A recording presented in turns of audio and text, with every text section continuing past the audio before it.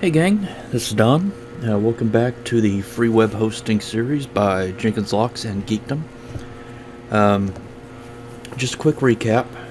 First video, we took just a regular @gmail.com account, created or activated the Google Cloud platform. On there, we deployed a virtual machine, which is going to be our web server at the completion of this series. Second two episodes, 2a and 2b, we're installing the SDK, the G-Cloud command line interface. 2a was doing it on the Windows platform, and that's on Jenkins Locks channel. 2b was doing it the same thing on a Debian, Linux Debian install or platform, and that's on the Geekdom. I'll put links to all these in the description. So what I want to do today in this video is setting up some best practices and some safeguards. Because if you've had a computer at all, you know it'll crash. Servers are same thing. VMs are just virtual servers or virtual computers. Or what happens if you install something and it breaks everything?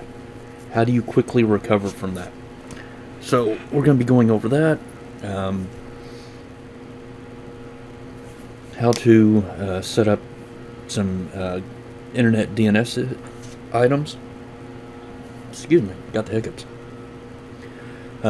So first we're going to start off here in our Google Cloud platform. And we're getting ready to install some stuff on the server, so we want to take a backup or a snapshot of the VM in case we make a mistake. Which there will be a bonus video because I went through this whole video once already and realized my microphone was not plugged in. So great video, no audio, and I can't do a voiceover. I just can't get the timing down right because I'm not in the exact same moment in mind.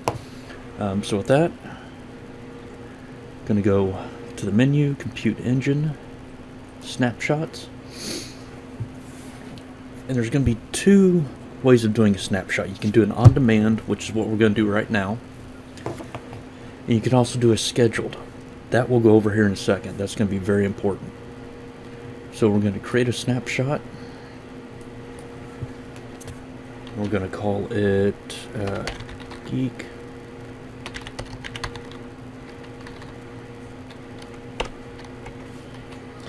Put a little note in there.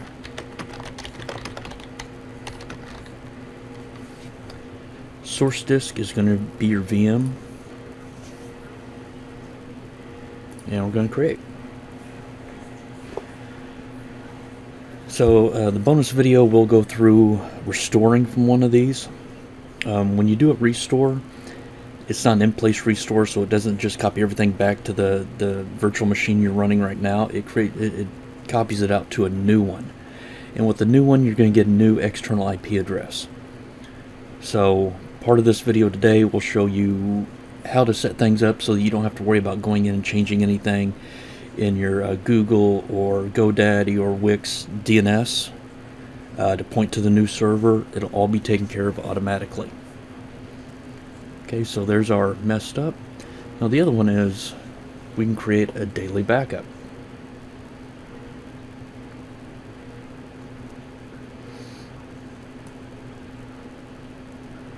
So you come in here,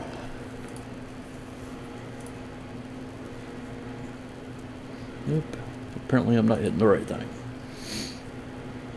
Here we go, create a snapshot schedule. So you can give it a name, daily, give it another description, pick your region. So frequency, we can go hourly, daily, weekly. Hourly is going to be too much, in my opinion, unless you've got a heavy amount of data change on your website.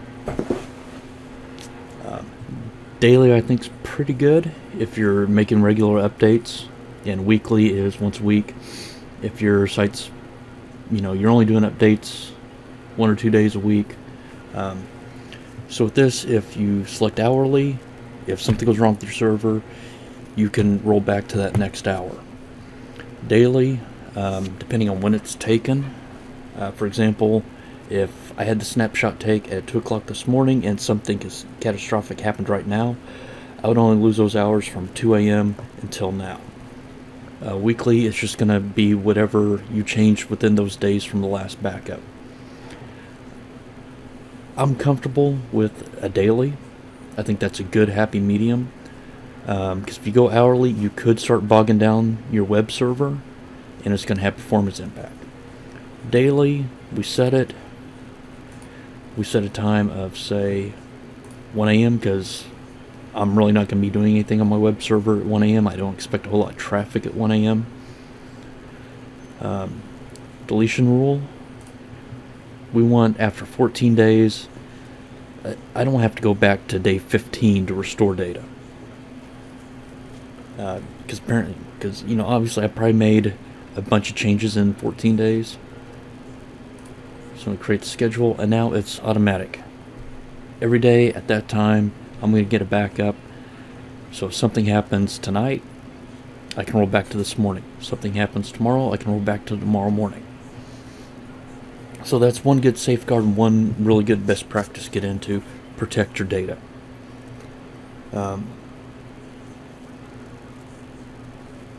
You may not believe this, but I don't have fun going in and resetting up the exact same server all the time. I like to set things up proper and move on. So with that, the next thing, sort of pre-game we're going to do, is your DNS. So when you type www.bestbuy.com, that translates into an external IP address. If we go back to the console here,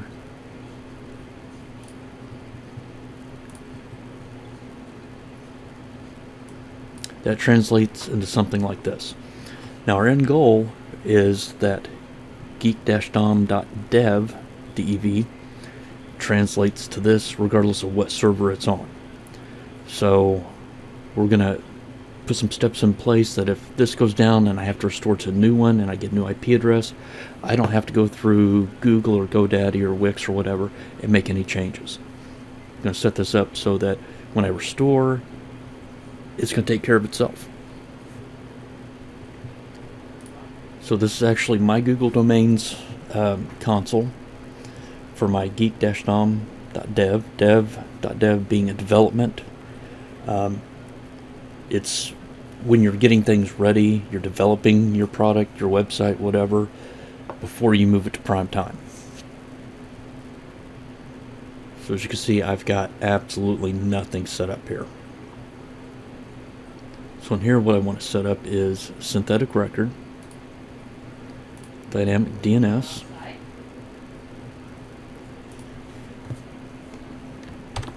and we're going to put the @ symbol. That's going to say it's the root of geekdom.dev. So from the top all the way down, this is going to cover. Now let's just say 48 hours. Probably the longest wait I've had using Google DNS is maybe 2 or 3 minutes before it's active. Google has a very large DNS network, so it spreads rapidly. So okay, we did that little pregame there. Let's go ahead and get our console command.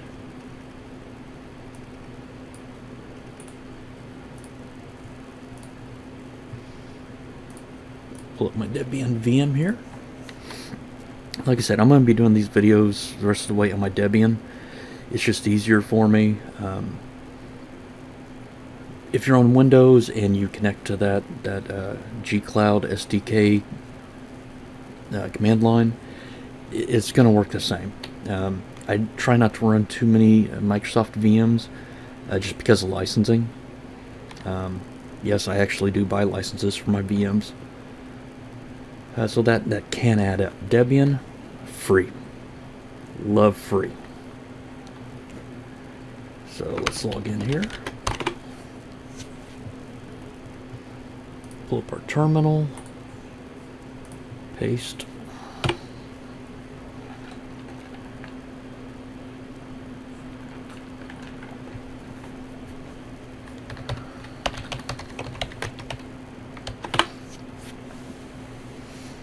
So I'm considering starting to do weekly giveaways, and I think the best thing, couple ideas, you guys tell me. One is how many typos and incorrect commands I type. The second is, as I'm explaining command, how many times is my cursor right there in the way? You guys think it over, let me know. Try to find some cool prizes that appease both the Jenkins Deluxe world and the Geekdom world. Because, trust me, I've got enough mistakes. I make enough mistakes for both of them. So we are going to sudo apt-get install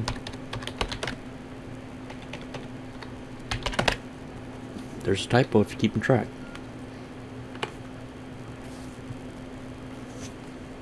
Okay. Now, sometimes depending on what platform you're installing this on, you will get an installation wizard. I always just next all the way through it because it doesn't give me the options that I need. So I prefer to just blow through the wizard and edit. And I'm going to try, I did have a couple comments or questions about this because a lot of people aren't familiar with Linux command line. So if I do a command or I do something I don't explain it, please hit me up in the comments, email me, whatever, and I'll go over it better. So sudo, that's the equivalent of in Windows doing a run as administrator. Sudo is running as root, which root is the administrator on Linux installs. Nano, it's text editor, same as Notepad in Windows. There's a couple different options. Nano is just one I prefer. You can also use VI or Vim, VIM. Either one of those will work also. I just prefer Nano. So Etsy. Etsy, think of it as program files on Windows.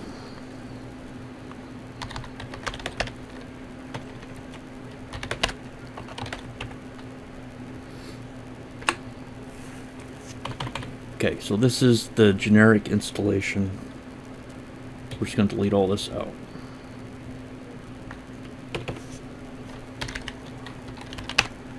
Use equal web.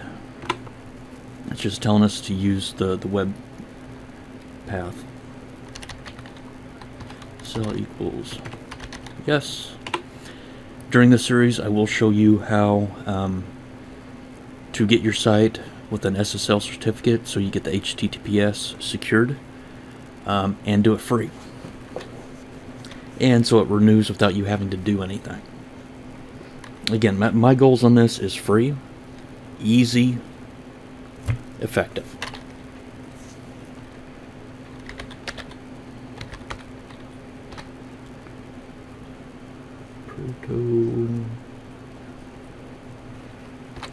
So, and this is one of the reasons why I don't use the installation wizard is Google Domains is not an option. It's mainly Dyn, DNS, a couple of those others. Login equals. Now we need to go back to our DNS console. I'm going to expand this. And one thing to point out right now, data is 0. Because we haven't done anything. We haven't finished setting this up. So these are the username and password are automatically generated by Google. You don't change them. The most you can do is reset them and get new ones. And they are crazy.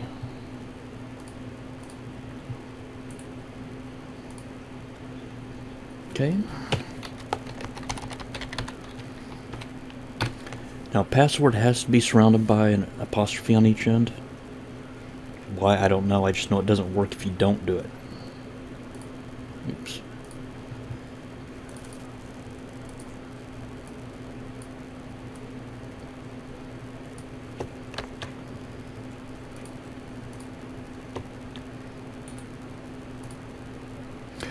Someone did ask me occasionally, what's that?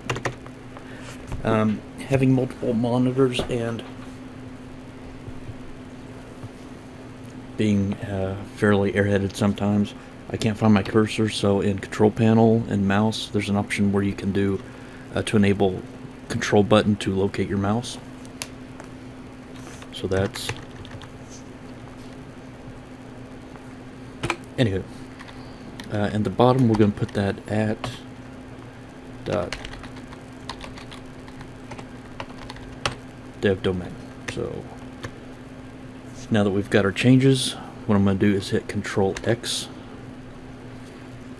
It's going to ask if we want to save, hit Y, and we want to write it to where we opened it from, and just hit enter. Cool. So now we can do a soft or a small test. Sudo, again, that's running as the admin. Good God, I'm racking up the typos on client. Query.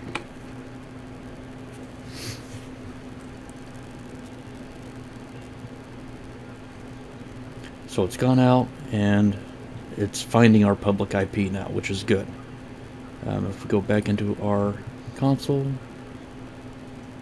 that now matches what this is saying. So good, that's progress. You can do a little bit cursor in the white. Do a little bit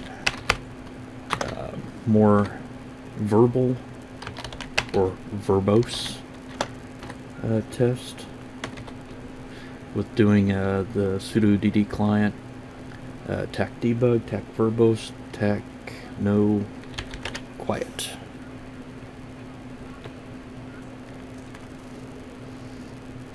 Okay. So okay, everything looks good. We don't have errors. If for whatever reason this wasn't working, this would have just been nothing. But we're authenticated, we're good. Updating. Awesome. So now next thing is, we don't want to have to run this every time we want to update our IP address. So we're going to run this as a daemon. Windows, it'd be a scheduled task. So first, we're going to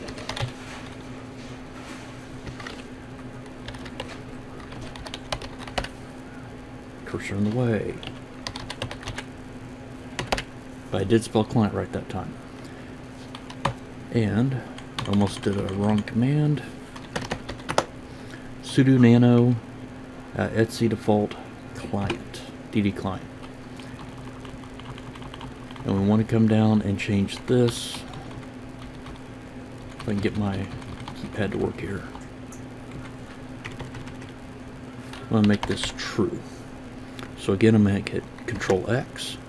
Yes, I do want to save the changes, and enter to save it from the file we opened it from. Okay. So now with that set, we can start the service.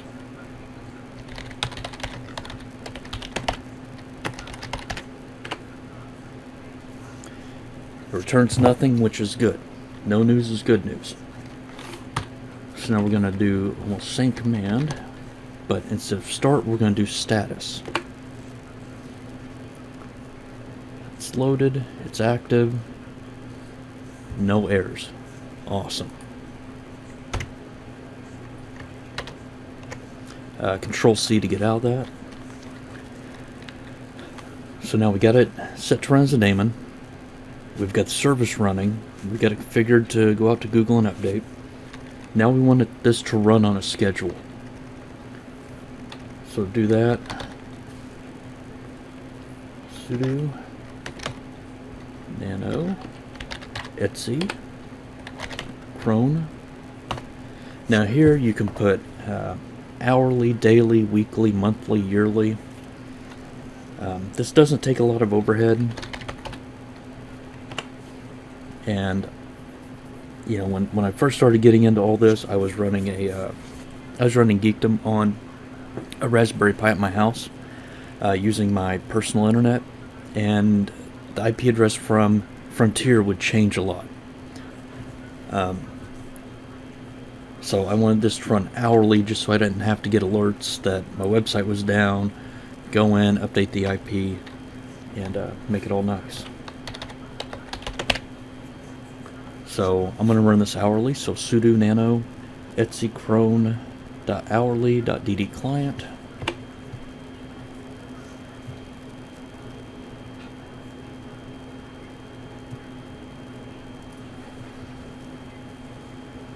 So it's going to be a blank document. In here we want to do download bin cursor in the way. God bless. It's like a magnet. And then we're going to do USR for user as bin client force. So when this runs every hour, it's going to force DDClient to run. So this is a new file. Made changes. Control X. Yes, we want to save. We want to write there. Okay. Now, as is, this DDClient is only a text file. It's not going to do us anything. So we have to run a command called chmod, change modification. So sudo. We need to make this an executable file, kind of like a batch file in Windows. Let's see.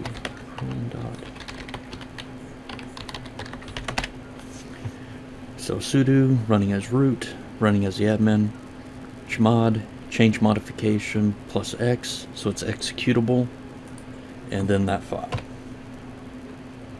No news is good news, so we're rolling right along here.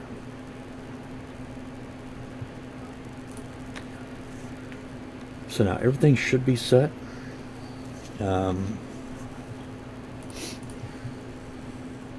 If we have done everything correctly, we should be able to go back to our Google console here, hit refresh. Now we should have data instead of all zeros for the IP.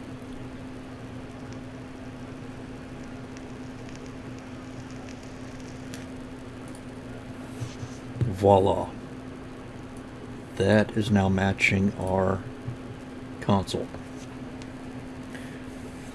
So the good thing about this is we've got this set up now. Before we go to do anything else, we take another snapshot. So that way we go to install WordPress or whatever and we destroy the server. Well, we don't have to go back through and reset up our DNS. When we restore that snapshot, it's going to have the DDClient installed. And as soon as that virtual server, the one that we restore from the snapshot, fires up, it's going to reach out and say, hey, here's my new IP address. You didn't have to do a thing. Now the world knows what the new IP is. So this is all good prep work. Next video, I promise, I guarantee we will at the very least end it with WordPress installed. Not configured probably, because this has run about 23 minutes and this is part of the easy stuff. So please, comments below, email me. If you guys are liking this series, please keep the views up, keep the likes up. I'm getting really good response on this. Some little guy from Podunk, Indiana, getting over 1,000 views, 2,000 views on some of these. It's just amazing, and it's all because of you guys. I appreciate it. So with that, hit like, subscribe, and I will start working on the next video now. So catch you guys next time. Have a great one.